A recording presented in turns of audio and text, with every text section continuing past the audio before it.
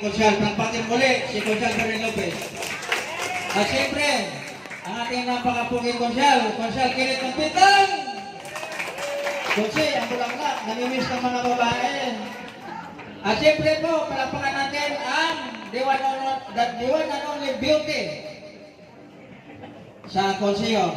Konsyal, Emery Nazareno. So yan. So yan na nga. Alam na natin lahat ha, na ang mga konsihal na hindi nagbago, mula nang hindi pa sila konsihal at hanggang ngayon naging konsihal sila, nandito ngayon sa harapan nyo. Lahat naman sila mula sa taas, binigyan ko ng invitation letter na nag-invite na mas kanila, hindi naman solicitation, na makasalamuhan natin sila ngayong year-end party natin dahil noong eleksyon, gabi-gabi, umaga, nangharap tayo. Yung boses natin, nawala kasi sigaw, kapalakpak. Gusto natin silang mapaupo. So, gusto na natin na makasama natin sa year-end party natin. So, nakita na natin ang ating mga konsihal na hindi nagbago noon at hanggang ngayon, palakpakan natin ating tatlong konsihal. So, ngayon, maraming salamat at ngayon si Konsyal Emery lumapit sa akin, ibigay ko ng mic. Baka may sasabihin eh. Konsyal, may patay ka Konsyal? Ayan! Sige, si Konsyal Emery po, plapatin mo ulit, may sabihin po. Nakakatakot ko po sinasabi.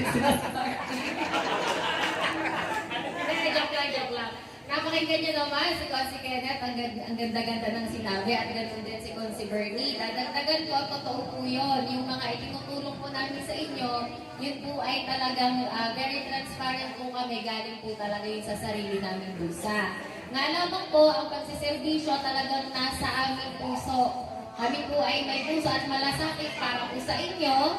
Ang sinasabi na kung si Hala, ayaw na lang sabihin ko, magbibigay siya ng scholarship. Hindi, bago po ako magsabi ng aking ibibigay sa inyo, gusto ko lang rin itong maintindihan nyo na kami po mga konsihal, kaya po nandito sa inyong harapan, hindi po dahil kami ay maraming ganito. Yun po talagang aming sinusweldo galing sa sarili naming bulsa, itinutulong po namin sa inyo dahil kayo po mga kababayan namin sa NAIC, mahal po talaga namin kayo. Yung sa scholarship po, marami rin po akong sinusuporta ang scholarships na mga bata.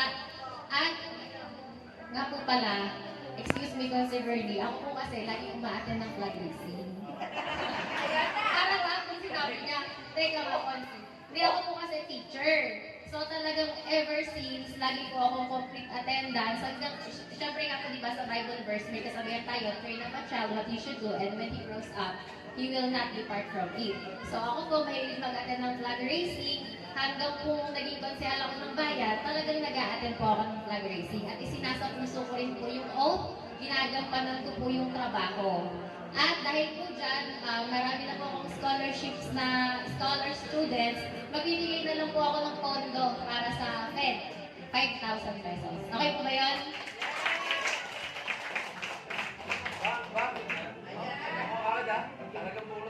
Salamat. Salamat. Pero, sa totoo po, hindi namin kayo pinuwersa. Ma'am, sir, hindi namin kayo pinuwersa. Ang napag-usapan lang po kasi si Consi Rod.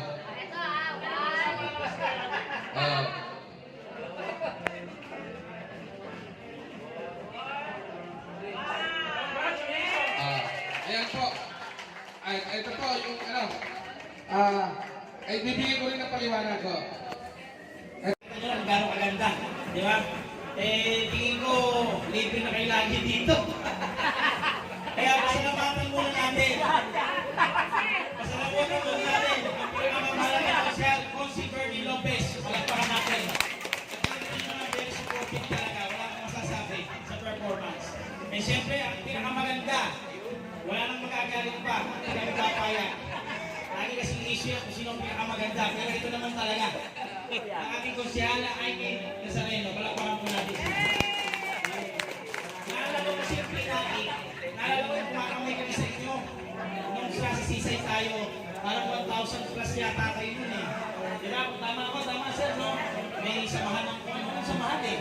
But this time, Christmas party natin, parang po konti yata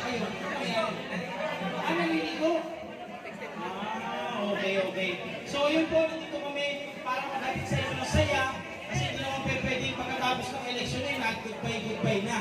Diba? Kaya kami nandito. May dalawa akong kanton, may ako tigig-isa. Pero yung sahog, sa Pasko na. Tandaan nyo, kung sabihin nyo na sa akin, yun ang password. Kanton. Kasi yung pangsahog. Para alam ko na binigyan ko kayo ng kanton. Okay, no? So maraming salamat po. Kami naman po ng mga konsyal. Lagi naman muna dito talaga. Talagang sa sobrang daming ngayong Christmas party, actually pang-apat na Christmas party ko na to. Kaya talagang napakahirap, kain lang kami ng kain. Eh ngayon, mag-inul pa naman. So, hindi ko na pahabain, mag-enjoy po kayong lahat. Like kung meron po kayong something mamaya, sabihin nyo sa amin. And may project pala kami. Yung mga tigasabang, alam ko, marami dito eh. Meron po kami sports program and magkakaroon na po kami ng parang test na. So, lahat po ng samahan, sir, kung gusto sa mga samahan, tulungan niyo po kami ng palawagin. Press. Press nga po kasi kami ng project na para sa trabaho. Yun mo naman kasi talaga yung pinangako ko and tutuparin ko po talaga. So, lahat yung pamamasahe, basta trabaho po agad. Yun ang gusto ko. Para sure na hindi tayo puro